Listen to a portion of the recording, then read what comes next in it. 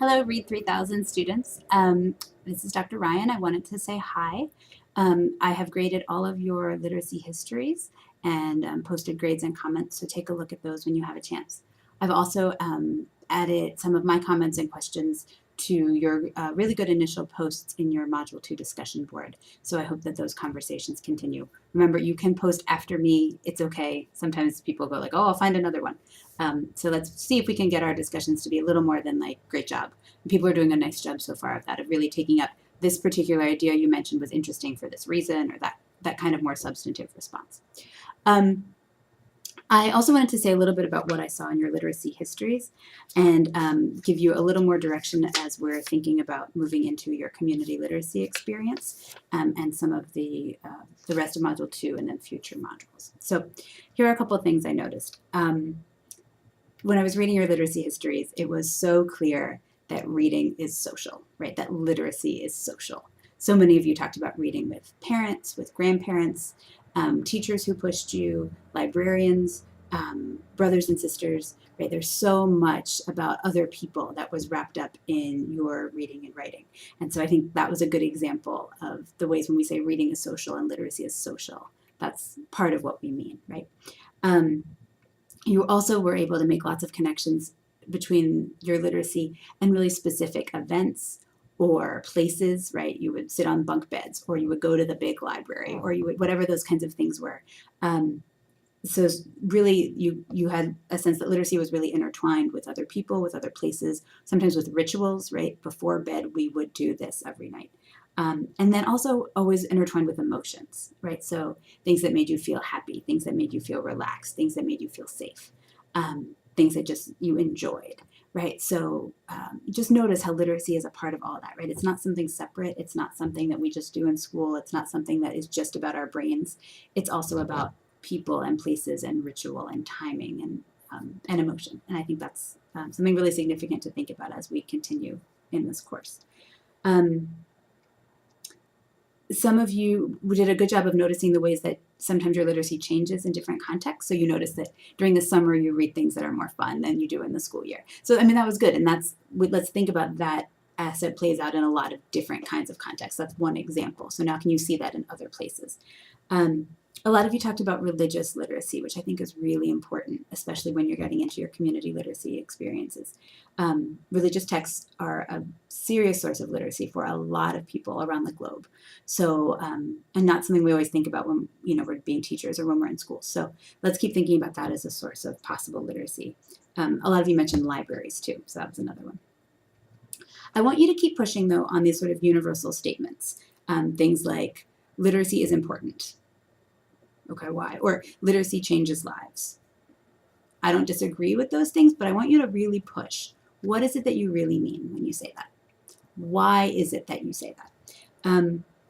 Right, so still kind of keep pushing. If you say that literacy is life-changing or literacy is powerful, again, that's not an untrue statement, but why? And not only why, but what is it about literacy, right? Not necessarily like, well, if you can read and write, you can go to college and get a job.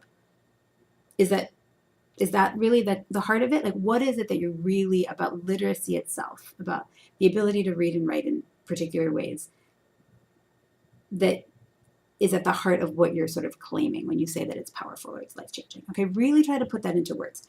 One thing that might help you with that is to go back to the Barton article that we read in Module 1 to think about the metaphors we use, right? So he talked about literacy as like germs or a contagion, right? Things that something that spreads that people catch. Literacy as, I'm trying to think of what some of his other ones were. Literacy as a liberatory, right? So this idea that it can free you from something.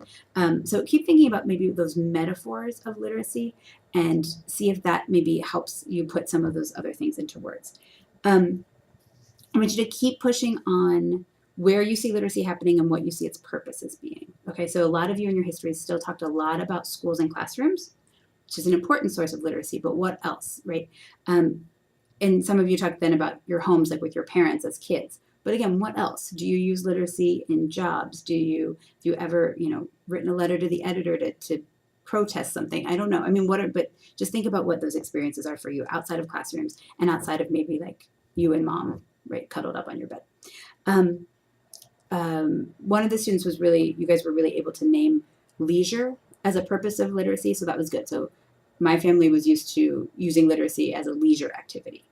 That's a great example. So can you think about what other kinds of purposes? So literacy as leisure and enjoyment, literacy as way of accessing information, literacy as what are those purposes? A way of getting closer to God, maybe if it's a religious context. What are those purposes of literacy? Keep trying to abstract to be able to name them.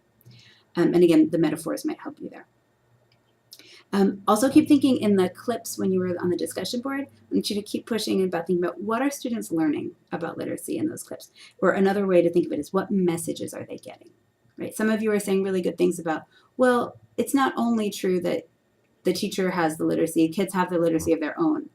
Is that what we're seeing in the clips though? So maybe what's missing, what messages are kids getting? And I think that can also apply to our own experiences. What messages have we gotten about who has literacy, who doesn't, where it happens, right? Is it, or do we really hear that literacy is mostly just reading for pleasure? Or what other kinds of literacy do we maybe ignore when we have that message? Okay, so you're doing a great job of seeing how it's social. You're doing a great job of seeing how it's tied up with emotion and place. Just keep thinking about outside of classrooms, outside of reading for pleasure. Think about those purposes, think about those metaphors, and think about what you really mean when you say literacy is powerful and life-changing. I think it is. I'm a literacy professor, but I think that it's also a little bit more complicated. And that's some of the stuff we'll explore in the readings for Module 2 and the rest of the semester. Okay, so keep thinking. I know I'm pushing you. You're doing great. Keep up. And I look forward to reading what else you have to say.